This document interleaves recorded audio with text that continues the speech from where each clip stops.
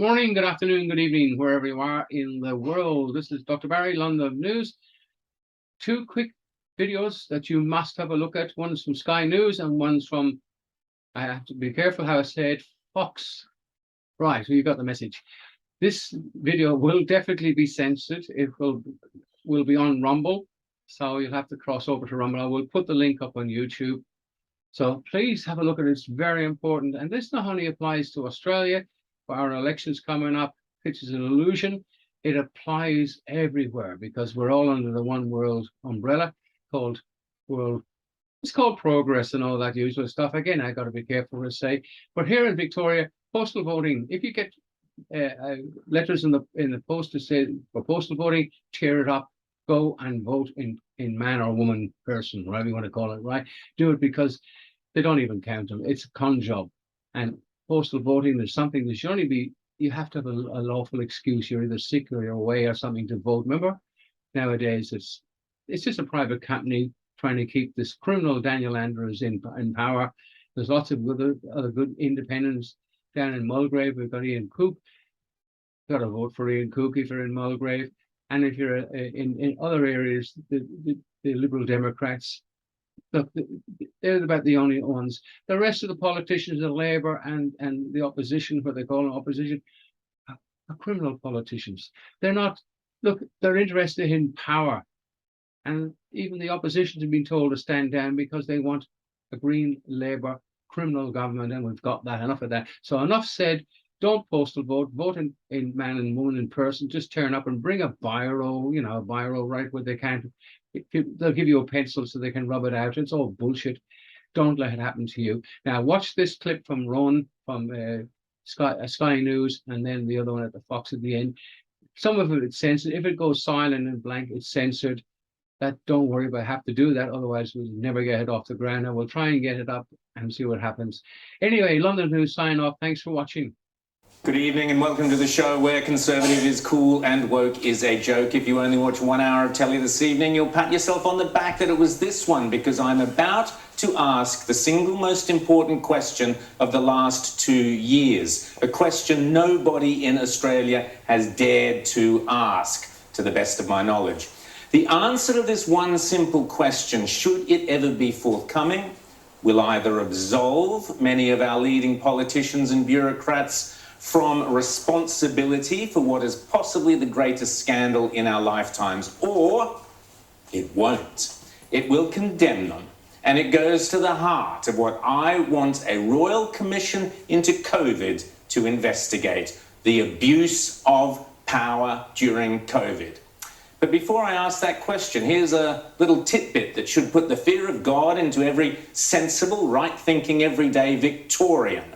Your government, the most authoritarian and repugnant in Australia, the Andrews Labor government, has joined forces with leftist media tech giants Meta, Facebook, Twitter, Google and Microsoft, and the Chinese-run TikTok to pervert the course of democracy in your state in the run-up to the November election. In a press release last week, which was just today brought to my attention, thank you, Catherine, the Victorian Electoral Commission boasts of having partnered with those big tech organisations in order to, wait for it, counter harmful electoral disinformation. The Electoral Commissioner, Warwick Gately, quote, commends the platforms for their public commitment to protecting election integrity. No, Mr. Gately, with all due respect, you are perverting democracy, not protecting it. You are behaving as every petty authoritarian has done since time immemorial. You are censoring what the plebs can and cannot read. You have already prejudged, in your own words, that there will be, quote, a variety of electoral-related misinformation and disinformation campaigns during the election. Really? Who gets to decide what is information, misinformation, or disinformation, Mr. Gately? You? You claim that you intend to ensure that Victorians of all political persuasions get, quote, accurate, healthy debate, leading into the election. Why not simply healthy debate, Mr. Gately? Who gets to decide what is accurate or inaccurate, or for that matter, what is healthy or unhealthy? You, Mr. Gately, you claim that there are ideas out there that will, quote, deceive or mislead voters in relation to their casting, to the casting of their vote. Who gets to decide that? Is it you, Mr. Gately? Or have you got some team of soy latte sipping lovies sitting around stroking their beards and taking their cues from Mark Zuckerberg and Brett Sutton about what people may or may not say and may or may not think around the kitchen table before they go to vote? What gives you the right to say what information leads people into how they cast their votes? This is a disgrace, and the Victorian Liberal Party should demand the sacking of Mr. Gately and the reversal of this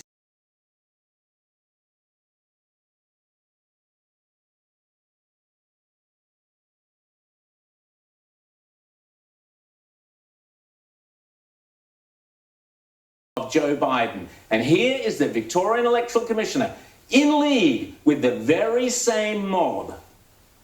Shame on you, Dan Andrews, and shame on you, Mr. Gately. And that is just one reason why the question I am about to pose is of such critical importance, because two of the people who must be held accountable for their response to the question I shall ask shortly are the Premier of Victoria, Dan Andrews, and his Chief Health Officer, Brett Sutton, among others. First, just recall how Dan Andrews and many others demonised the unvaccinated.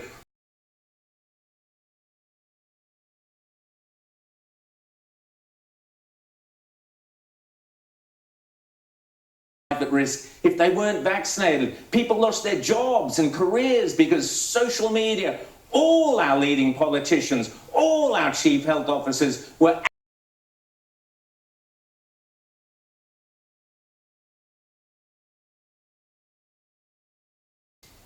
well, here's US Dr. Fauci persuading us of this very concept.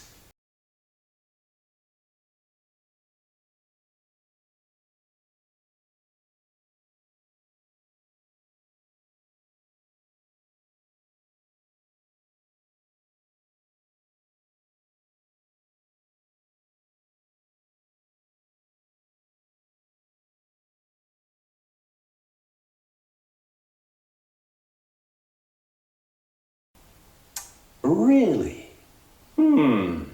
Recall also how Gladys Berejiklian was convinced you needed to be vaccinated to be in the same room as another person in order to prevent the spread of the virus. Certainly hope that all of you are vaccinated. I wouldn't want to be in the room with lots of people who aren't vaccinated, and I certainly hope that all of our colleagues are vaccinated. That's the message we've been sending the community, and obviously as workplaces open up, every workplace will have their policies according to what the government's indicating. But I just want to make this point very clear. If people want to enjoy the things that we've missed, such as a meal or any other issue or any other venue, they're going to have to be vaccinated. Oh, really, Gladys?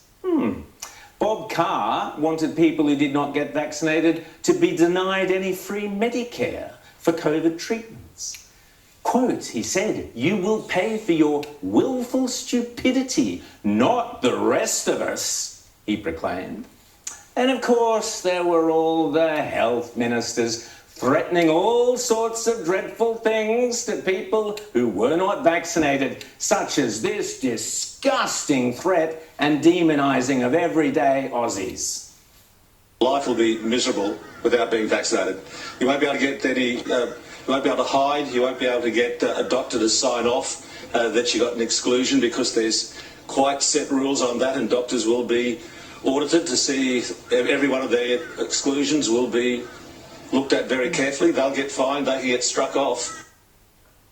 Really? Charming. Dan Andrews was one of the worst at attacking the unvaccinated, but then only recently his chief health officer, Brett Sutton, suddenly did a strange little backstepping. It seemed suddenly they weren't quite so sure after all. This is an outbreak and is moving to become a pandemic of the unvaccinated, and just confirms that this really is a pandemic now of the unvaccinated. This is a pandemic of the unvaccinated. Despite 2, 3, 4 doses of the vaccine, it's not so good at preventing infection in the first place. So we are getting infected. That's why we've had tens of thousands of cases in this wave. Sorry, did I catch that correctly? Suddenly the vaccines did not stop transmission. Indeed, watch closely in this montage how the CEO and chairman of Pfizer, Albert Bourla, began by ensuring us that the vaccines did stop transmission, no problem, before eventually admitting that they did not stop transmission. Bit of a difference. Watch closely as the story keeps changing over time.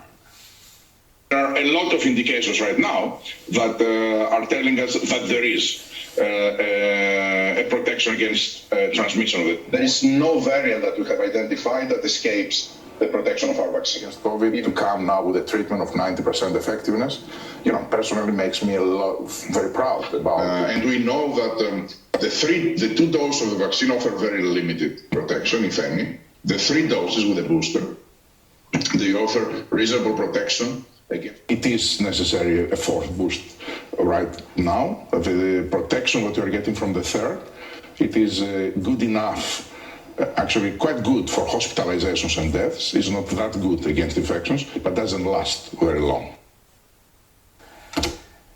Which brings me closer to my question. The scientific belief that the mRNA vaccines could stop the spread of the virus by preventing transmission was the essence of the entire mandatory vaccination program. The only reason for mandatory second shots, mandatory boosters, mandatory vaccine passports, and all the rest of it.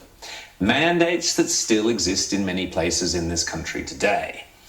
All of which, by the way, I have opposed vehemently from before the first vaccines had even arrived in this country on principle. The principle of freedom of choice and freedom of movement that any genuine liberal or conservative politician should have held dear.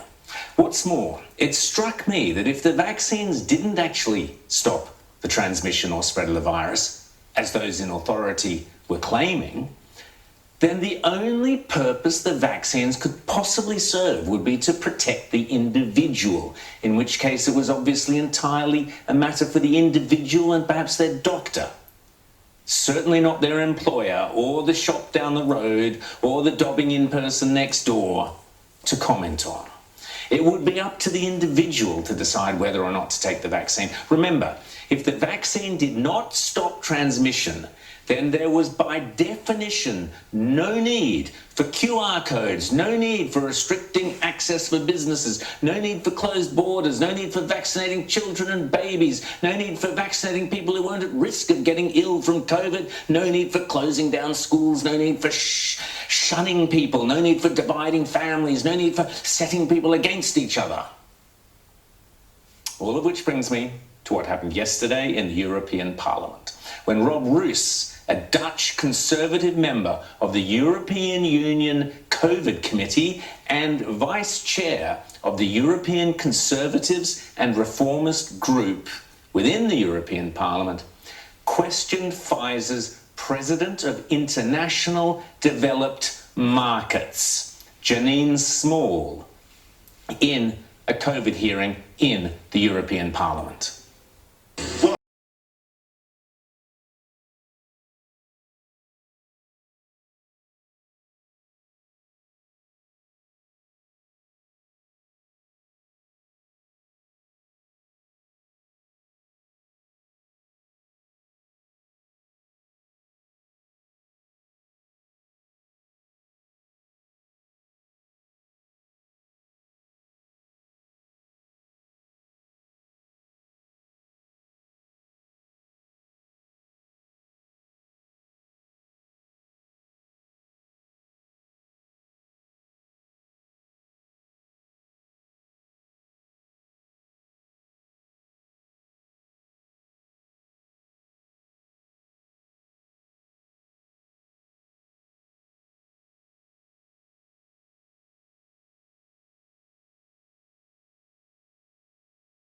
expert, I have no access to government information, but I can ask questions. I may not get answers, but I can still ask questions. And my question is this, and I address it to every politician in a position of authority in Australia during COVID and every chief health bureaucrat in Australia during COVID. And it is a very specific question. And how you answer this question will either absolve you of responsibility in what I believe may well turn out to be one of the greatest scandals in Australian history, or it will condemn you for being complicit and, in my opinion, should see you in the dock. And my question is this. Upon whose advice, and please be specific and name the individual, not the organisation,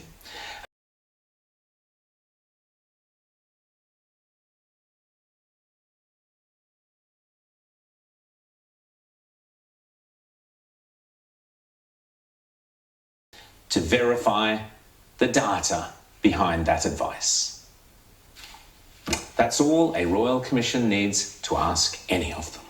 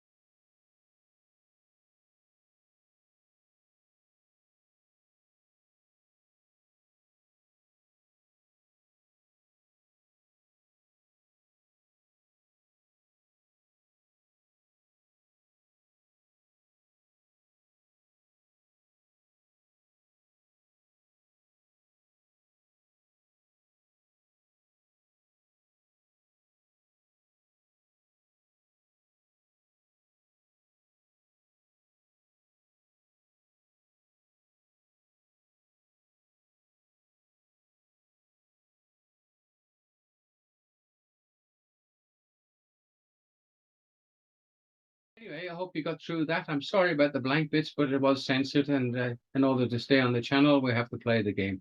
London News sign off. Please subscribe and come across to Rumble best you can, and put a few dollars in the common law court because it's the only way back. And get yourself an ID to say that you are a man or a woman, that you're not part of the criminal personal system. Bye for now.